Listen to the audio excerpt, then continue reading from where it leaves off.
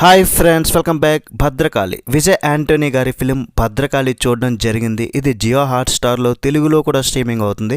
Max అందరు చూసే ఉంటారు. నేను లాస్ట్ అనుకుంటా, బట్ నేను ఇప్పుడు చూశాను కాబట్టి నా ఒపీనియన్ ఏంటో నేను చెప్తాను. విజయ్ యాంటోనీ గారి ఫిల్మ్ అంటేనే అది హిట్ అయినా ఫ్లాప్ అయినా కొత్త స్టోరీస్, కొంచెం డిఫరెంట్ సబ్జెక్ట్స్తో వస్తారు. రీసెంట్గా మార్గన్ మన ఛానల్లో రివ్యూ కూడా ఉంది. అందరూ బాగోలేదని చెప్పినా సరే నాకు చాలా బాగా నచ్చిందని కూడా చెప్పాను. మ్యాక్స్ అన్ని మూవీస్ నాకు బాగానే అనిపిస్తాయి అనేవి. సో దానివల్ల అయితే నేను చూడడం జరిగింది. విజయ్ యాంటోనీ గారి 25th ఫిల్మ్ ఇది. ఫ్యామిలీతో హ్యాపీగా చూడొచ్చు. అడల్ట్ కంటెంట్ ఎక్కడా లేదు. మరి మూవీ చూశాక నాకేమనిపించింది అంటే మాత్రం ఫస్ట్ హాఫ్ కొంత ఓకే ఓకే అన్నట్టు అనిపించింది. కానీ సెకండ్ హాఫ్ మాత్రం దండం పెట్టేయాలి భయ్య, వాష్ అవుట్ ఇంకంతే. ఆ ఒక్క మాటతో లేచి 2 జేబుల్లో చేతులు పెట్టుకుని నడుచుకుంటూ వెళ్ళిపోతున్నాను. నేను ఎక్కడికి వెళ్తాను కూడా నాకు తెలియదు. చాలాసార్లు మూవీతో కనెక్ట్ అవ్వడానికి ట్రై చేసా కానీ నాకైతే వర్కౌట్ అవ్వలేదు భయ్య.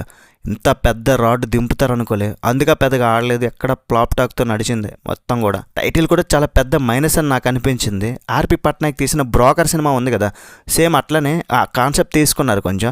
కానీ దీన్ని డీటెయిల్గా అంతగా ఎక్స్ప్లెయిన్ చేయలేదు. చాలామంది అర్థం చేసుకోవడం కొంచెం కష్టం. ఈ పొలిటికల్ బ్రోకర్స్ వాళ్ళు ఏమేమి పనులు చేస్తారు వాటి మీద కొంచెం అవగాహన ఉంటే తప్ప ఏదో సినిమా అంతా గందరగోళంలో అనిపిస్తుంది. సీన్స్ వస్తున్నాయి వెళ్తున్నాయి కానీ నాకు అంత పర్ఫెక్ట్గా అనిపించలే. కొంతమందికి ఒక సెక్షన్ ఆఫ్ ఆడియన్స్కి నచ్చొచ్చేమో, కానీ నాకైతే అంత నచ్చలేదు. చాలా బోరింగ్ అనిపించింది మూవీ. నా పేరైతే రియల్గానే కృష్ణ.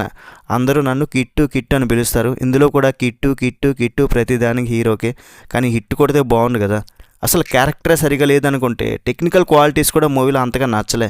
ఆ సినిమాటోగ్రఫీ అయితే చాలా డల్గా, ఏదో పాత సీడీ అరగదీసి చూస్తున్నట్లు ఫీలింగ్. అండ్ మ్యూజిక్ కూడా విజయ్ యాంటోనీ గారు అంట ఆయన రేంజ్కి తగ్గ మ్యూజిక్ అయితే కాదు, weakest music and weakest cinema ఇది ఆయన కెరీర్లో.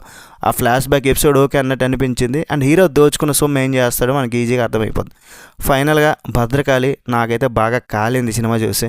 డైరెక్టర్ ఎంచుకున్న పాయింట్ బాగానే ఉన్నా సరే స్క్రీన్ పై చూసినప్పుడు మాత్రం బోరింగ్ అనిపించింది. మరి ఓవరాల్ మూవీకి రేటింగ్ ఎంత ఇవ్వచ్చు అంటే 2/5. That's it guys. రివ్యూ నచ్చితే ఒక లైక్ చేయండి, మీ ఫ్రెండ్స్తో షేర్ చేయండి, కొంచెం ఛానల్ అయితే సపోర్ట్ అయితే చేయండి.